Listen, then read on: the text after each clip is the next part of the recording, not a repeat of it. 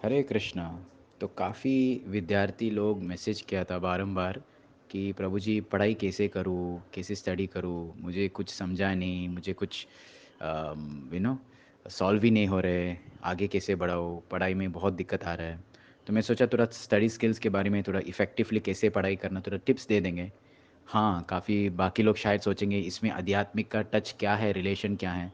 लेकिन जो टिप्स हम देखेंगे अपना नॉर्मल भौतिक या मटेरियल सब्जेक्ट्स में यूज़ कर रहे हैं, वही टिप्स एक्चुअली आध्यात्मिक में भी शिला प्रभुपाद ने बहुत अनेक अनेक पुस्तक लिखा है। 80 ओवर बुक्स हैं, 80 से ज़्यादा पुस्तक हैं।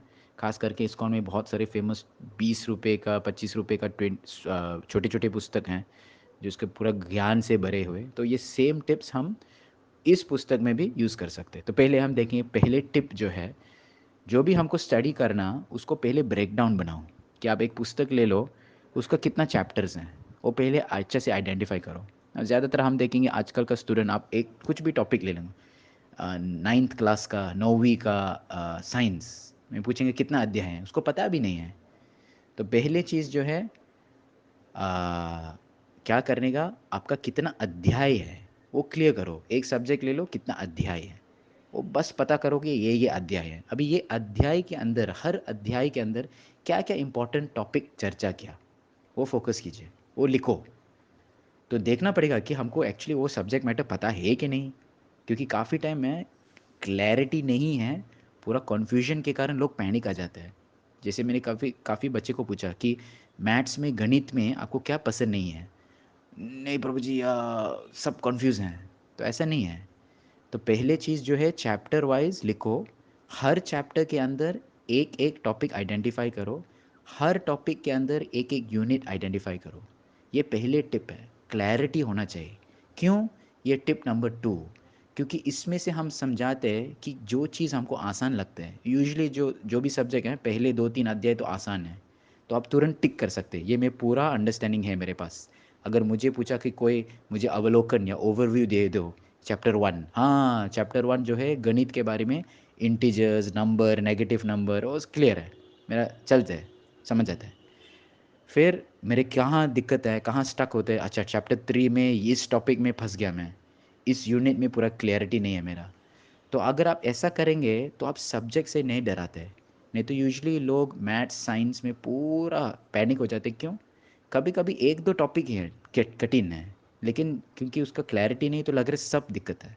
इसलिए पहले 2 टिप्स जो है बहुत ही इम्पोर्टेंट, पहले आपका ब्रेकडाउन बनाओ, सारे आपका जो पढ़ाई है, चैप्टर, यूनिट, एकाक जो है अपना यूनिट है। और सेकंड, आइडेंटिफ़ाई करो, क्या चीज़ मुझे क्लियर ही समझा है, क्या चीज़ मुझे इतना क्लैरिटी नहीं है और क्या चीज़ मुझे कन्फ्यूज़िंग लग रहा है, ये पहले करो। फिर हम देखेंगे तीसरा टिप जो है, 2 प्रकार का पढ़ाई है। एक जो है सिद्धांत है, थियरी है, जैसे बायोलॉजी है, इतिहास है, ये जो लैंग्वेज का ये सब रट करना पड़ेगा, है ना? और दूसरा है जो गणित है, कैलकुलेशन वाला, कभी-कभी फिज़िक्स के अंदर भी कुछ कैलकुलेशन है, मैथ्स तो कैलकुलेशन है ना? 2 प्रकार का। तो पहले हम देखेंगे जो कैलकुलेशन वाला, अरिथमेटिक बोलते हैं इंग्लिश में, जो भी चीज़ हमको मैथमेटिक्स जैसा है, कैलकुलेट गणित जैसे हैं, तो ये इसका और कुछ इलाज नहीं है, अभ्यास, अभ्यास, अभ्यास। आपको बारंबार प्रैक्टिस, प्रैक्टिस, प्रैक्टिस। जितना भी आप प्रैक्टिस करेंगे, आप 1000 के ऊपर क्वेश्चन सॉल्व करेंगे, तब इसके आगे बढ़ेगा। ये और कुछ इलाज नहीं और कुछ टिप नहीं। दूसरा प्रकार का स्टडी जो है, सिद्धांत है, थियरी है। तो थियरी को कैसे टैकल करना, जैसे इतिहास है, ज्योग्राफी है, भूगोल, ये सब चीज़, ये सब कभी लोग पढ़ पढ़ के कहानी आगे जा रहे हैं, पेजेस आगे जा रहे हैं, लेकिन कुछ समझा ही नहीं। तो इसमें वही सेम सिस्टम है, पहले कैसा, पहले ब्रेकडाउन बनाओ, और हर चैप्टर, हर टॉपिक जो है, हर इकाक जो है, हर यूनिट जो है, उसको माइंड मैप्स या नोट्स बनाओ। छोटे छोटे एक्रोनिम, जैसे हम लोग लास्ट टाइम स्कूल में रेनबो का कलर्स याद करने के लिए विबग्योर, तो वायलट, इंडिगो, ब्ला ब्ला ब्ला, ऐसा याद करते हैं। तो इस तरह से जो भी चीज़ खास करके सिद्धांत हैं, एक माइंड मैप बनाओ। अच्छा, ये अध्याय में ये 3 चीज़ को बता रहे हैं, एक एक चीज़ के अंदर एक और 5 चीज़ बता रहे हैं। ऐसा आप ट्री बनाओ, एक माइंड मैप बनाओ, तो समझ आती कि पूरा चैप्टर का ओवरव्यू क्या। इस तरह से हमको स्टडी करना सिद्धांत चीज़ है, जैसे थियरी वाला भूगोल, इतिहास, जो बायोलॉजी कस करके इस तरह से स्टडी करना। और लास्ट है जो सिक्स्थ टिप है सबके लिए, जितना भी आपने समझा, समझो 5 चैप्टर है, 3 आपको पूरा पूरा तरह से कंठस्थ आ गया, पूरा अंडरस्टैंडिंग हो गया, दूसरे को सिखाओ, किसी को एक्सप्लेन करो। जितना भी आप दूसरे को टीच करते, एक्सप्लेन करते, तुरंत आप समझ जाते क्या आपको समझ गया, क्या नहीं समझ समझ में नहीं आया।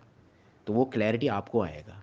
जितना आप दूसरे के साथ शेयर करेंगे, उतना आपका अंडरस्टैंडिंग बढ़ जाता है।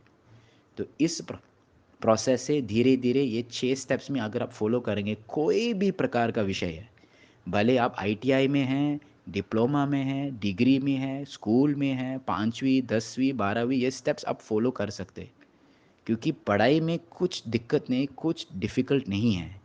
हमारा प्रॉब्लम क्या, हम सिस्टमैटिक तरीक़ा से नहीं जा रहे, हम पैनिक हो जाते हैं। तो फर्स्ट स्टेप जो है उसको ब्रेक डाउन, वो सबसे इम्पोर्टेंट है। उसके बाद आप देख लो कौन से प्रकार का पढ़ाई ये है। ये जैसे फिज़िक्स आप देखें, फिक्स दोनों हैं। फिज़िक्स सिद्धांत भी है, कुछ थियरी वाला चीज़ भी है, और साथ साथ में कुछ कैलकुलेशन वाला गणित वाला भाग भी है। तो 2 मिक्स है। चलो थियरी वाला मुझे माइंड मैप बनाना पड़ेगा, और जो कैलकुलेशन वाला मुझे परत परत वापस अभ्यास करना। कोई इलेक्ट्रिशियन कोर्स कर रहे हैं, तो उनका भी दोनों है, थोड़ा बहुत ज़्यादा ये, थोड़ा बहुत ज़्यादा ये। तो ऐसा इस तरह से हमको आइडेंटिफाई करना क्या पढ़ाई कर रहे हैं, और जितना हम शेयर करेंगे दूसरे के साथ, उतना हमारा नॉलेज बढ़ जाता है। तो कृपा कीजिए, ये ट्राई कीजिए। कभी भी पढ़ाई में टेंशन मत लो। अगर कोई पूछेंगे आपको क्या है आपको पसंद नहीं है सब्जेक्ट में, आपको अगर आपको क्लियरली बोल नहीं पाया, मतलब आपको भी आपका पढ़ाई के ऊपर क्लैरिटी नहीं है। अगर आप क्लियरली बोल सकते, हाँ 11वीं का मैथ्स में मुझे इस इंटीग्रेशन का सेक्शन दिक्कत आया, डिफरेंशिएशन में समझ में नहीं आएगा, ये में ऐसा आप क्लियरली बोल सकते, मतलब आप पढ़ाई समझ अंडरस्टैंडिंग है। लेकिन आप खुद बोले नहीं नहीं नहीं सब मुश्किल है, पता नहीं मुझे, कुछ समझा नहीं, तो ऐसा मुश्किल है। आप क्लियरली ब्रेक डाउन बनाओ, और हर टॉपिक का क्या क्या है ये टॉपिक, जो चीज़ आप कॉन्फिडेंट टिक करो। ऐसा कॉन्फिडेंट होना चाहिए, अगर कोई पूछेंगे आपको, आप मुझे संक्षेप में बता सकते क्या ये पहले अध्याय है, क्या बता रहे हैं, तो आप क्लियरली एक्सप्लेन कर सकते हैं।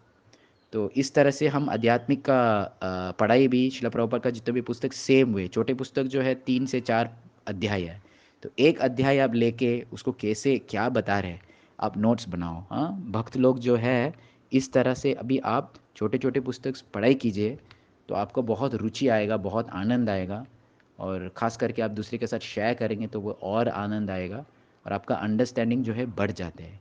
तो ये प्रिंसिपल्स जो है, मैं बोल सकता हूँ ये एक यूनिवर्सल प्रिंसिपल्स हैं, कोई भी प्रकार का पढ़ाई है। तो कृपा कीजिए, आप कोशिश करो, ट्राई करो, और जहाँ पे आपका कुछ डाउट है, कन्फ्यूजन है, आप मेरे से कांटेक्ट कर सकते हैं। हरे कृष्णा, ऑल द बेस्ट।